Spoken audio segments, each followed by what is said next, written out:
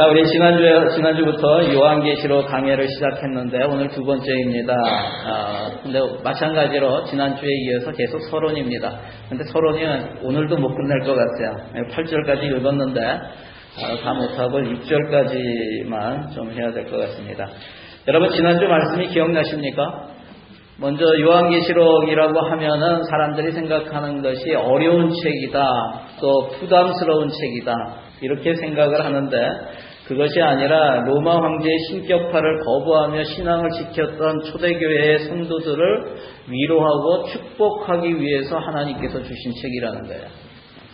그리고 이것이 묵시적으로 표현을 하였기 때문에 어떤 그림, 언어, 그리고 상징들이 많이 나타나고 은유적으로 표현을 많이 했기 때문에 해석이 쉽지는 않습니다.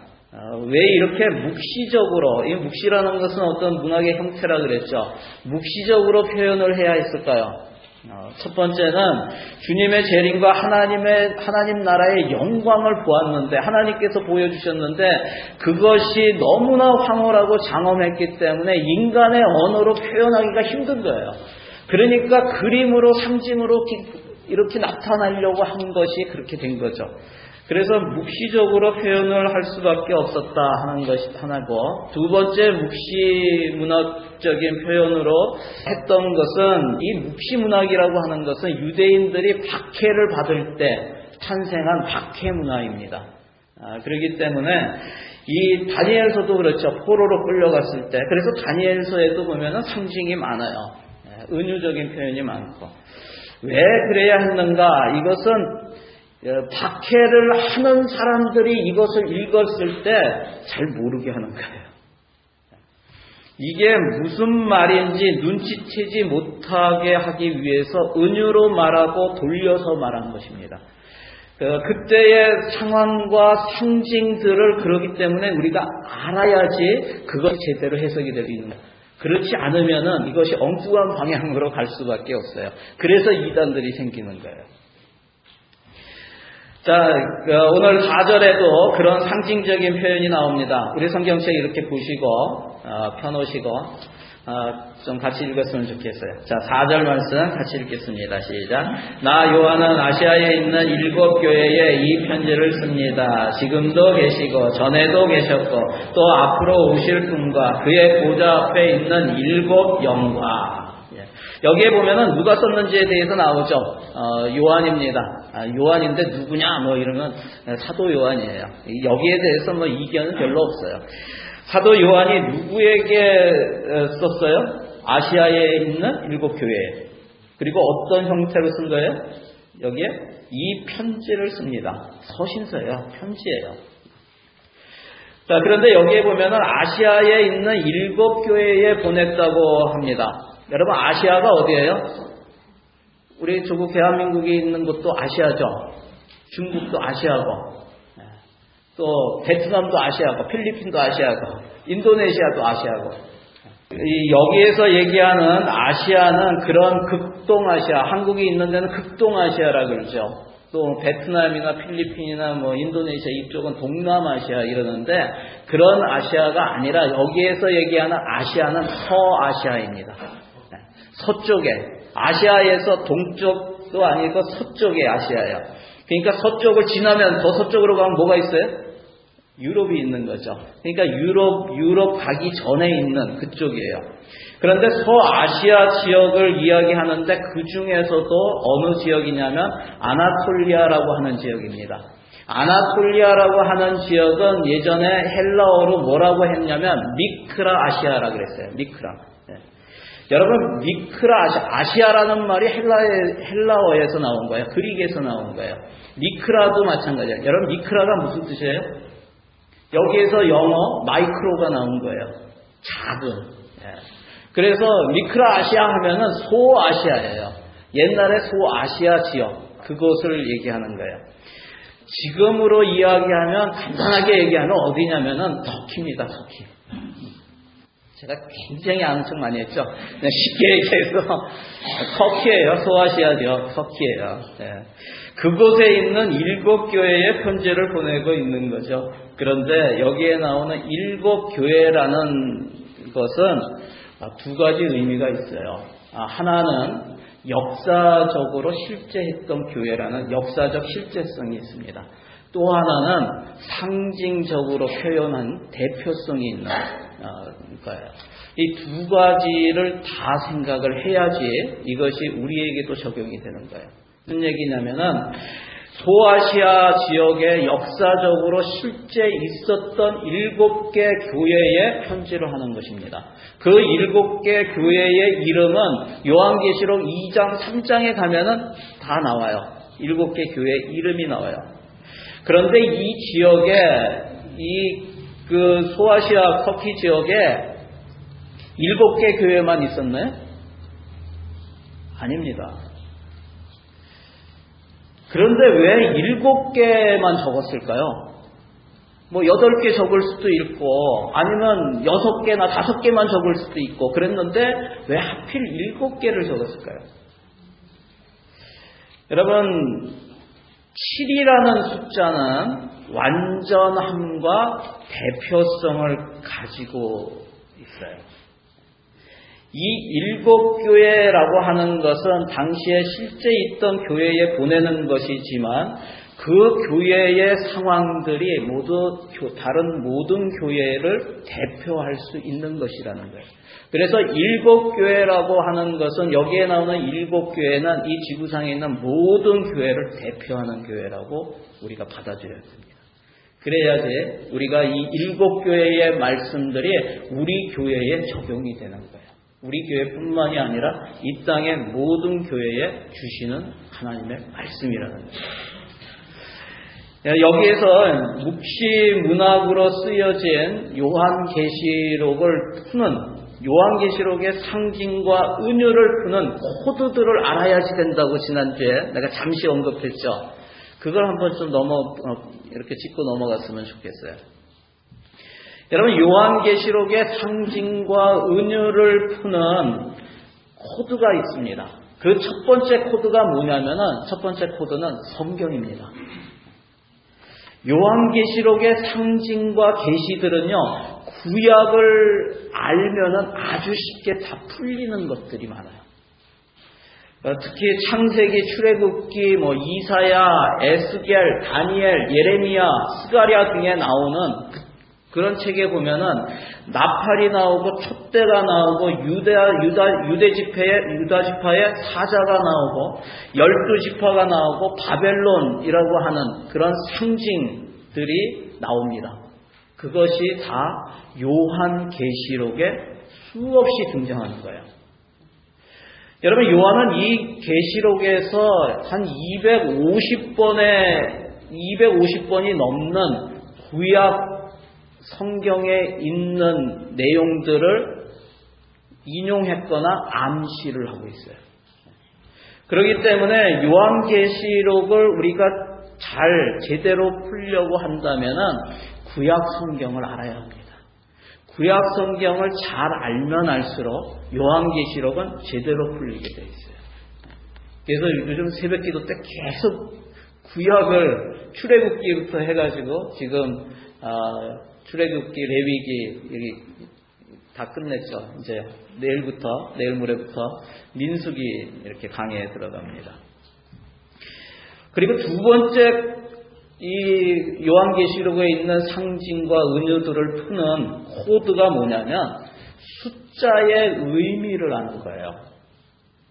여러분, 요한계시록에는 숫자가 많이 나옵니다. 여러 가지 숫자가 나오는데 그 숫자의 의미는 구약시대에 유대인들이 가졌던 숫자관에 의해서 나오는 거예요. 그것을 알고 거기에 따라서 해석을 해야 된다는 거예요. 오늘 4절에 나온 7교회도 그런 숫자관에 따라서 봐야 되는 겁니다. 여러분, 7이라는 숫자는 완전수라고 했죠. 7이라는 숫자는 완전수입니다. 이거는 3과 4를 합한 숫자잖아요. 3이라고 하는 숫자는 하늘을 의미하는 겁니다. 하늘은 3층천으로 되어 있습니다. 그래서 3을 의미해요. 땅이라고 하는 것은 4를 의미합니다. 그래서 사계절이 있고 동서남북이 있어요. 이 두 가지를 합친 게 7이라는 숫자예요. 그리고 3이라는 숫자는 하나님을 의미합니다. 삼위일체 하나님을 의미하죠. 4라는 숫자는 이 땅에 하나님께서 만드신 창조물을 의미해요. 그러니까 다시 얘기하면 뭐예요?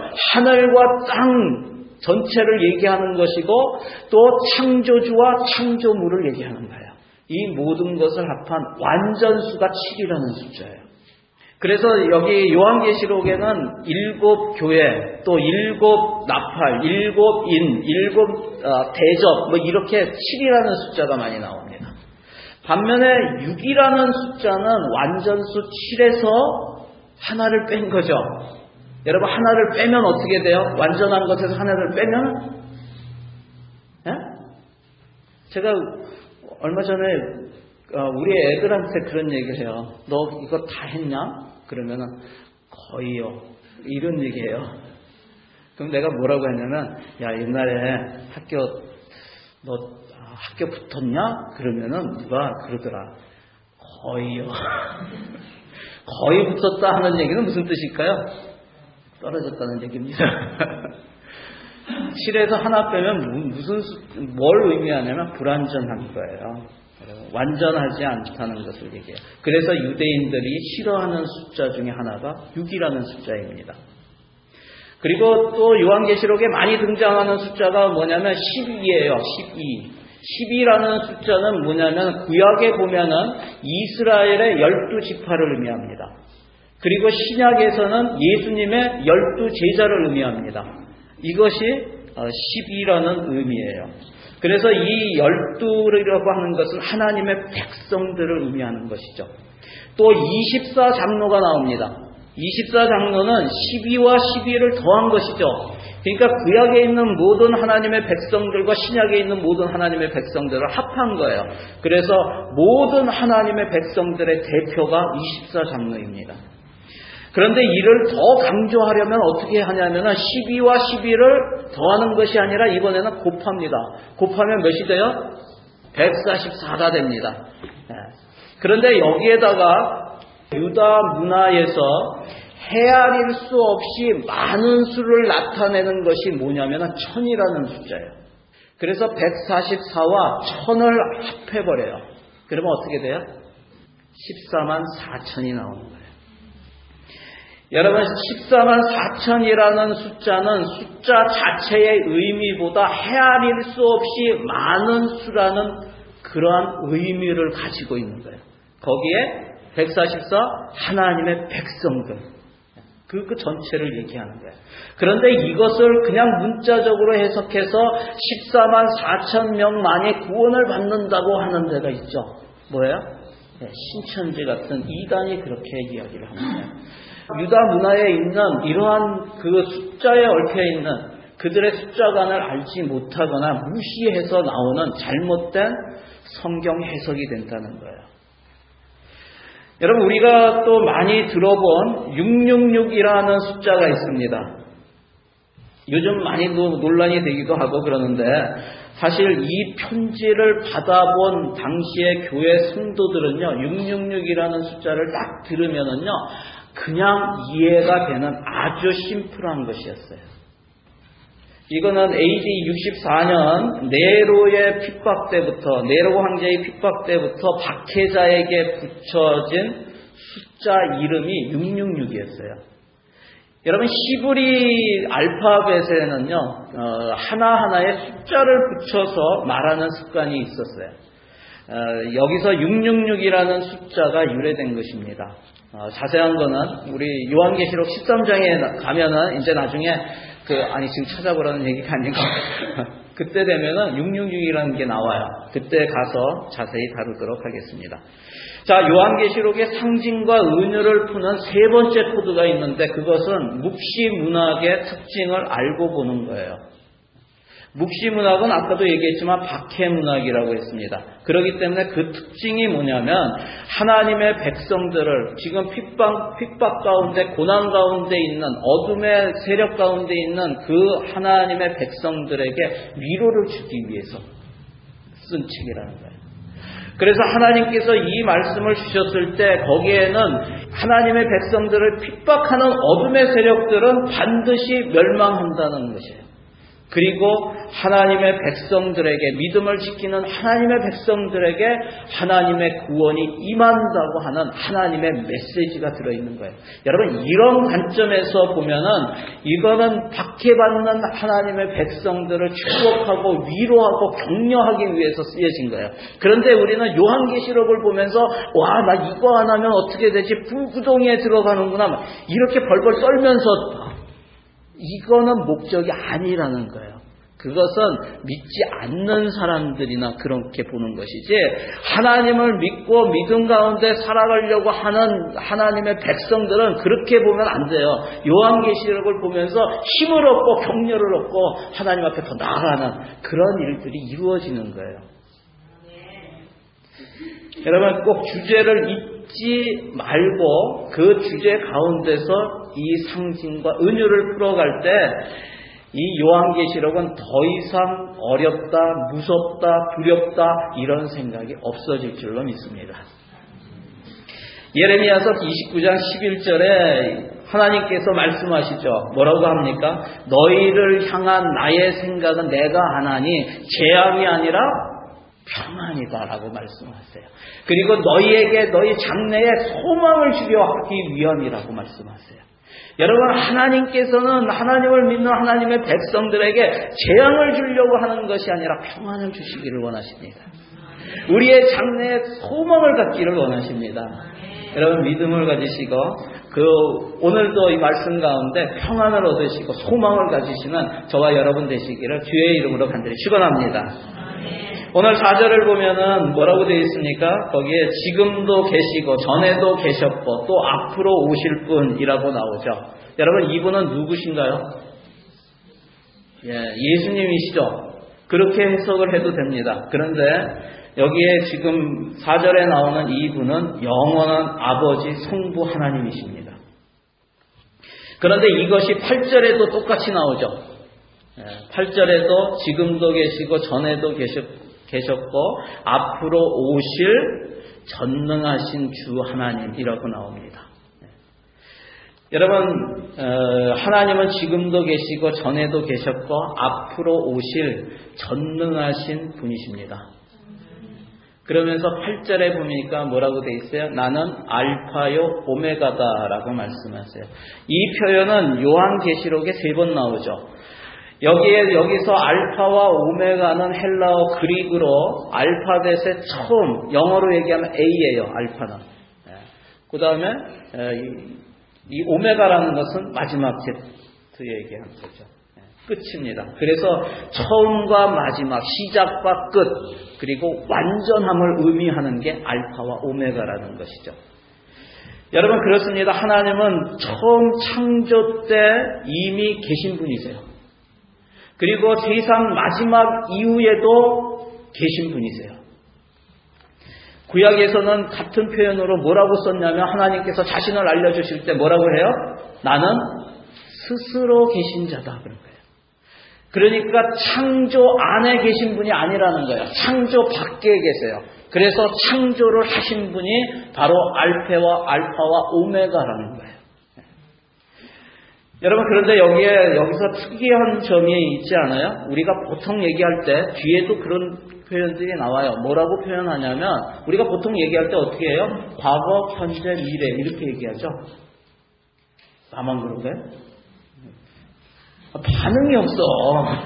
그렇죠. 과거, 현재, 미래 이렇게 얘기하죠. 그런데 여기에는 뭐 어떤 순으로 얘기해요? 여기서는 현재를 가장 먼저 이야기한다는 거예요. 지금도 계시고가 맨 앞에 나와요. 여러분, 이것을 쓰다 보니까 잘못 적은 거예요? 그것도 2번씩이나 잘못 적은 겁니까? 여러분, 아닙니다. 여기에 의미가 있는 거예요. 왜 그러냐면 지금 이 편지를 받아보는 소아시아에 있는 교회의 성도들, 이 성도들에게 있어서 가장 힘든 시기가 언제냐면 지금이에요. 지금 도미티아누스 황제에 의해서 핍박을 받고 박해를 받고 있는 지금 이 시간, 그를 신으로 섬기지 않고 거부하며 끊임없이 예수가 주라고 고백하며 나아가는, 그래서 박해를 받는 이 시간이, 현재 그 시간이 가장 힘든 시간이에요. 그런 성도들에게 여러분이 지금 고난과 핍박을 받고 있는 지금 이 시간에도 하나님은 계십니다라는 것을 이야기하고 있는 거예요. 여러분, 그러니까 이게 위로가 되는 거예요. 이 편지가 그 성도들에게 엄청난 위로가 되는 거예요. 고난과 핍박을 받으면서도 주님을 향한 사랑과 믿음을 지키고 있는 초대교회 성도들과 또 세속주의에 빠지지 않고 지금도 경건한 삶을 살고자 하는 우리 교회의 성도들에게 큰 위로가 되는 말씀이라는 거예요. 여러분, 오늘 이 시간 하나님께서 우리와 함께 계심을 믿으십니까? 그 하나님은 처음과 마지막이시고 시작과 끝이시고 알파와 오메가이신 분이심을 여러분 믿으십니까? 그런데 또 중요한 말씀이 그분이 어떤 분이라고 8절에 얘기하고 있어요? 전능자라고 말씀하십니다. 여러분, 능력이 많은 것과 전능한 것은 다른 것입니다. 여러분, 엄청난 차이가 있죠. 로마 황제 도미티아누스는 능력이 많은 사람이었어요. 하지만 하나님은 전능하신 분이십니다. 여러분, 하나님은 능력이 많으신 분이 아니라 불가능이 없으신 전능하신 분이심을 믿으시기를 바랍니다. 그리고 계속 4절과 5절을 보면은 아시아에 있는 7교회의 인사를 하면서 먼저 지금도 계시고 전에도 계셨고 앞으로 오실 분, 이분이 누구예요? 아까 내가 뭐라 그랬어요? 성부 하나님이라 그랬죠. 그리고 그 뒤에 뭐라고 해요? 그의 보좌 앞에 있는 7영. 여러분, 여기에서 7영이라는 0이 7개 있다는 의미가 아니라 아까 뭐라 그랬어요? 7이라는 것은 완전하다는 거예요. 여기 그 보좌 앞에 있는 영은 누구세요? 완전하신 분은 성령 하나님이십니다. 그리고 그 뒤에 5절에 뭐라고 되어 있어요? 또 신실한 증인이시여 죽은 사람들의 첫 열매이시여 땅 위에 왕들의 지배자이신 예수 그리스도께서. 지금 뭐 얘기하는가요? 처음에 성부 하나님, 성령 하나님, 성자 예수님께서 그들에게 지금 축복을 해주신다는 거예요. 여기에 보면 예수님을 표현하는데 뭐라고 표현했냐면 신실한 증인이시고 부활의 첫 열매이시고 만왕의 왕이라고 예수님을 소개하고 있어요. 여러분, 여기 예수님을 수식하는 말들이 정말 중요한 단어들이에요. 그런데 이거를 지금 다 설명하면은 시간이 너무 걸리기 때문에 나중에 가면서 또 설명을 할게요. 근데 간단하게 설명을 할게요. 지금 이 말 한마디 하나 수식어 하나하나가 지금 박해를 받는 소아시아 이 성도들에게는 엄청난 위로가 되는 말씀이에요, 이게. 왜 그런가 한번 보세요. 여기에 보면은 신실한 증인이셔. 예수 그리스도를 신실한 증인이라고 얘기하죠. 이게 무슨 얘기입니까? 신실하다는 것은 배반하지 않는 거예요. 믿음을 지켜나가는 거예요. 끝까지 약속을 지키는 것이 신실하심입니다. 지금 예수님을 그 황제, 로마 황제에 의해서 로마 황제를 섬기라고 그렇게 핍박을 가하는 그런 핍박 가운데서도 배반하지 않는 그 성도들을 향해서 지금 이야기하고 있는 거예요. 너희들의 그 믿음이 지금 신실한 증인인 예수 그리스도를 따르고 있는 것이다 라고 얘기하는 거예요. 두 번째 뭐라고 합니까? 죽은 사람들의 첫 열매이시오 라고 해요. 지금 이 박해를 받고 있는 소아시아 성도들에게 가장 두려운 게 뭔지 아세요? 죽음입니다. 죽음. 자기들이 언제 잡혀서 죽을지 모른다는 거예요. 죽음을 두려워하고 있는데 지금 죽음을 이기고 부활하신 예수님을 바라보고 그 죽음의 공포를 이길 수 있게 하라는 거예요. 예수님은 죽음을 이기신 분이시라는 것을 알려주고 있는 거예요. 그리고 그 세 번째 뭐라고 되어 있습니까? 땅 위의 왕들의 지배자라고 되어 있어요. 여러분, 성도들을 지금 핍박하고 있는 땅의 왕, 땅의 황제인 도미티아누스보다 예수님이 그를 지배하고 있는 왕 중의 왕이라는 것을 말씀해 주고 있어요. 그러면서 위로하고 격려하는 그러한 말씀입니다. 여러분 결국 무슨 뜻입니까? 성부 하나님과 성령님과 성자 예수님, 즉 삼위일체 하나님께서 이 성도들에게 내려주시는 은혜와 평화가 그들 가운데 있기를 빌고 있는 거예요. 여러분 사도 요한이 왜 7 교회 성도들에게 은혜와 평화를 빌어줄까요? 다른 것도 많잖아요.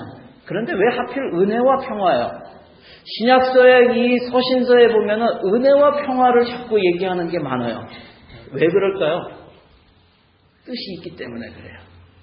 왜 그러냐면 당시 초대교회에는 두 부류의 대표적인 사람들이 있습니다. 한 부류는 뭐냐면 헬라파 이방인들로 구성된 성도들이에요. 또 하나는 유대인 가운데 예수 믿은 성도들입니다.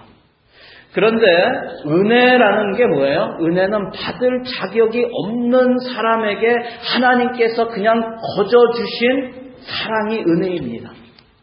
이 헬라파 이방인들은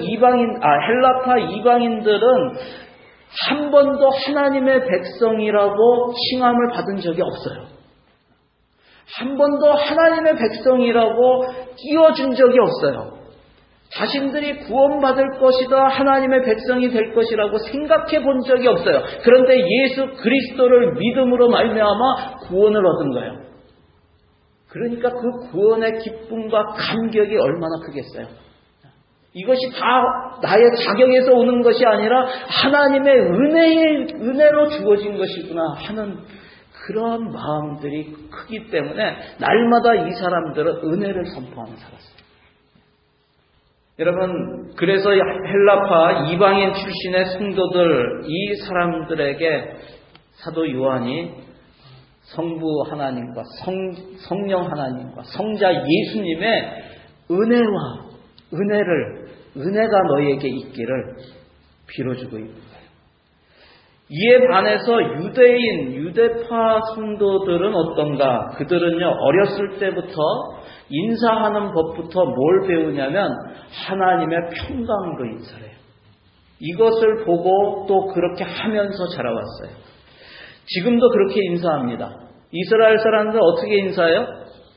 샬롬이라고 하죠. 근데 그냥 샬롬이 아니라 샬롬이에요. 하나님의 평안을 빈다는 거예요. 여러분 옆에 있는 사람에게 정말 기쁜 마음으로 한번 인사합시다. 샬롬이 아니라 샬롬.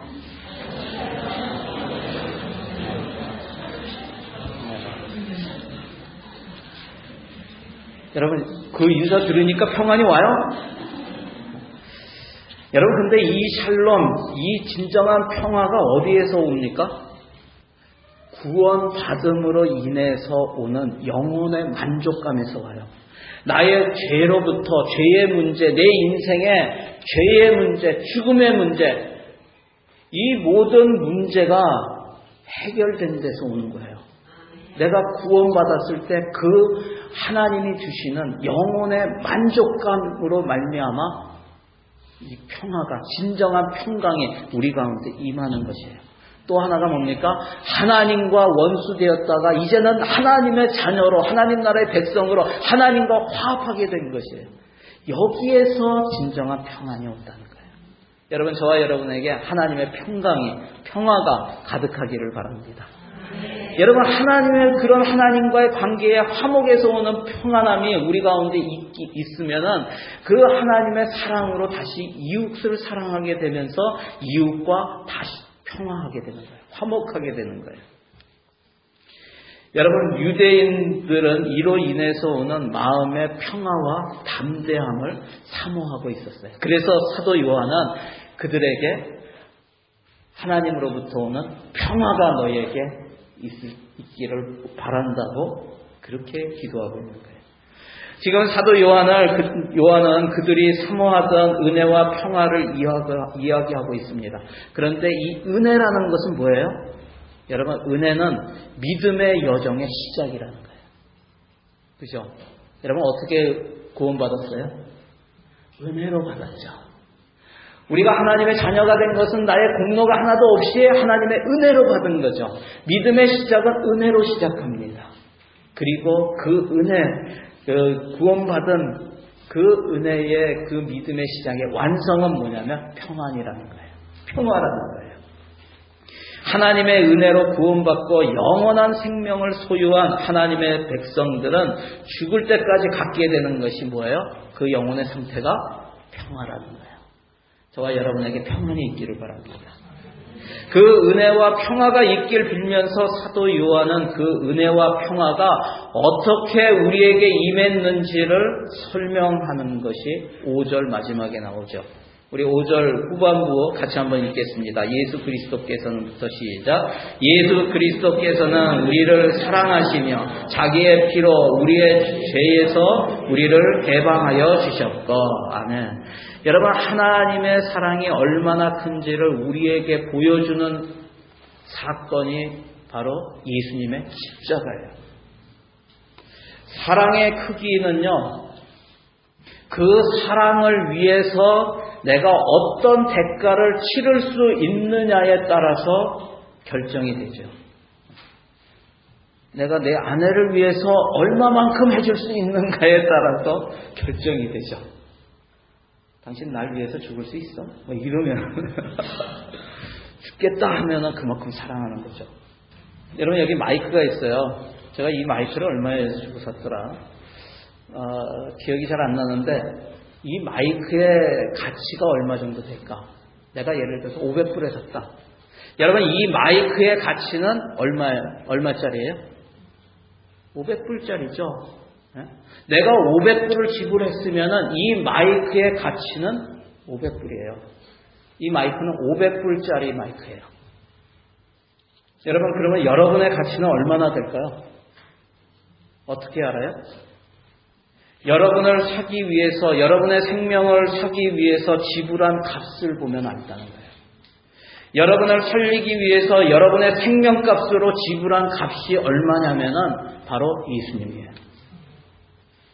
여러분, 그분이 오셔서 여러분의 생명, 여러분의 값, 여러분의 죄값으로 자신이 십자가에 달려서 자신의 피로, 자신의 생명으로 우리의 생명의 값을 지불하셨어요.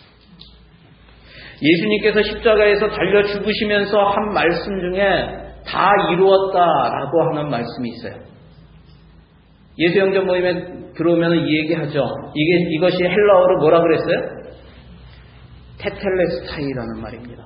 이 테텔레스타이는 상업적인 용어라 그랬어요. 누가 돈을 빌려고 하면은 차용 증서를 써줬는데 나중에 가서 사업을 해가지고 이자까지 다 벌어가지고 원금이랑 이자를 들고 들어오면은 그 차용 증서를 가져오면은 돈을 빌려준 사람이 확인을 하고 거기에다가 사인을 해요. 근데 뭐라고 사인을 하냐면은 테텔레스타이라고 사인을 해요. 이것이 무슨 뜻이에요? 다 갚았다라는 뜻이에요. 다 지불했다라는 뜻이에요. 그런데 예수님께서 십자가에서 죽으시면서 테텔레스타이 했다는 거예요. 다 갚았다는 거예요. 뭘 갚았어요? 저와 여러분이 갚아야 될 죄의 값을 갚았다는 거예요.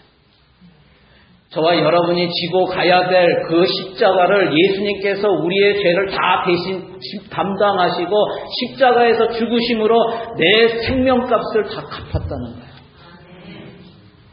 여러분, 그러면은 예수님, 우리의 가치는 얼마나 될까요? 예수님의 생명값이에요. 여러분, 예수 믿고 구원받은 사람은 얼마짜리입니까? 예수님짜리가 되는 거예요. 여러분, 우리의 가치는 예수님의 가치가 있는 것입니다. 우리 옆 사람과 한번 인사할까요? 당신은 예수님짜리입니다. 여러분, 당신은 예수님짜리예요. 이 마이크가 500원짜리라면은 저와 여러분은 예수님짜리입니다. 여러분, 믿으십니까? 그만큼 하나님이 우리를 사랑하신다는 거예요. 그런데 반대로 한번 생각했으면 좋겠어요. 나에게 예수님은 얼마짜리인가요? 나에게 예수님의 가치는 얼마나 되나요? 나는 예수님을 얼마나 사랑하는가? 나는 예수님을 위해서 얼마나 지불하는가? 여러분, 한번 생각해 보세요. 예수님은 나에게 있어서 얼마짜리인가? 여러분, 그렇게 예수님께서 우리 죄값을 대신 갚아주셔서 우리를 죄에서 해방시켜 주셨는데 그 결과가 무엇인가? 6절에 나와 있습니다. 우리 같이 읽겠습니다. 시작. 우리로 하여금 나라가 되게 하시어 자기 아버지 하나님을 섬기는 제사장으로 삼아주셨습니다. 그에게 영광과 권세가 영원 무궁하도록 있기를 빕니다. 아멘.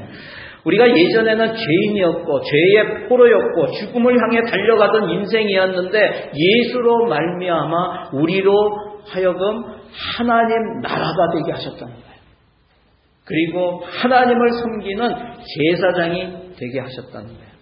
여러분, 이것이 예수님께서 우리 죄값을 대신 갚아주신 결과입니다. 예수님을 신문했던 빌라도가 예수님에게 네가 유대인의 왕이냐 하면서 신문을 하죠. 그랬을 때 예수님께서 뭐라고 해요? 내 나라는 이 세상에 속한 것이 아니다라고 말씀하세요. 그것을 이해를 못합니다. 여러분, 지금 핍박받고 있는 초대교회 그리스도인들에게 요한이 지금 이 말씀을 통해서 6절 말씀을 통해서 뭘 얘기하고 있느냐면은 우리의 나라는 로마가 아니라 하나님 나라이다라는 걸 얘기해요. 우리가 섬기는 것은 로마 황제가 아니라 하늘에 계신 하나님이시다라는 거예요. 우리는 하나님 나라이고 하나님을 섬기는 제사장이다라는 것을 다시 한번 일깨워주고 선포하며 그들을 담대하라고 격려하고 있는 것입니다. 사랑하는 성도 여러분, 여러분은 어느 나라에 속해 있습니까? 여러분은 누구를 섬기는 사람들입니까? 사도 바울은 우리의 시민권은 하늘에 있다라고 얘기하면서 우리는 이 땅에서 하나님을 섬기는 왕같은 제사장으로 이 땅에 보내진 하나님의 대사라고 이야기를 합니다. 여러분, 제사장으로서의 우리의 사명은 세상 속에서 예배자가 되는 것입니다. 예수의 보혈로 거듭난 하나님의 자녀들은 세상 속에서 살지만 하나님께 예배를 드리는 사람들입니다. 우리가 드리는 예배, 십자가 보혈의 예배가 세상에 임할 하나님의 진노를 막는다는 것을 여러분 기억하시기를 바랍니다. 여러분, 예레미야서 5장 1절에 보면은 이 땅에서 바르게 일하고 진실하게 살며 하나님께 예배를 드리는 의인 한 사람을 찾으면은 하나님께서 예루살렘을 용서하시겠다고 말씀하세요. 아브라함 때는 의인 10명만 있으면 소돔과 고모라를 멸망시키지 않겠다고 하십니다. 여러분, 하나님이 찾으시는 한 사람이 누구냐면은 고독한 한 사람, 그 한 사람 하나님을 예배하는, 공의와 진리를 따르며 예배하는 그 한 사람을 찾는 거예요. 10사람의 보잘것없어 보이는 예배가 도시 전체의 어두운 죄악을 상쇄하고도 남는다는 거예요. 아무리 작아 보여도 그리스도인의 존재가 얼마나 위대하고 중요한지를 우리에게 일깨워주고 있는 것입니다. 여러분, 우리 자신이 우리를 볼 때 연약하고 아무것도 아닌 것 같지만 하나님은 그 사람이 이 땅 가운데 살아가면서 공의를 행하면서 진리를 따르는 그런 삶의 예배를 드리는 그 한 사람을 찾고 계시다는 거예요. 그 한 사람을 통해서 예루살렘을 멸망치 않겠다는 거예요. 여러분, 우리가 이 사명을 제대로 감당하지 못하면 세상이 걷잡을 수 없는 타락과 혼란과 파멸로 가게 되어 있습니다.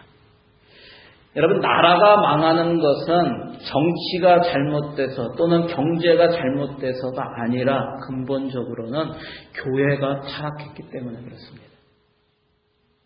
교회가 하나님께서 주신 중보자의 사명을 감당하지 않고 세상과 더불어 세속적이고 세상적인 가치를 가지고 그렇게 인기와 쾌락을 추구하면서 살기 때문에 나라가 망하는 거예요. 하늘을 바라보지 않기 때문에 그렇습니다. 땅의 것만을 바라보고 쫓고 살아가기 때문에 그렇습니다. 여러분, 땅의 것으로 만족하며 살면은 이 나라는 망합니다. 저는 오늘 이 시간 우리가 돌아서기를 바랍니다. 세상을 보며 세상의 가치로 살아가던 길에서 돌아서서 이제는 하나님의 뜻에 따라 공의를 행하며 진리를 따르는 주님이 찾으시는 하나님 나라의 제사장, 이 땅의 예배자가 되었으면 좋겠습니다. 그때 6절 마지막에 있는 말씀이 이루어지게 됩니다. 6절 마지막에 있는 말씀 우리 마지막으로 함께 읽기를 바랍니다. 자, 시작. 그에게 영광과 권세가 영원 무궁하도록 있기를 빕니다. 아멘.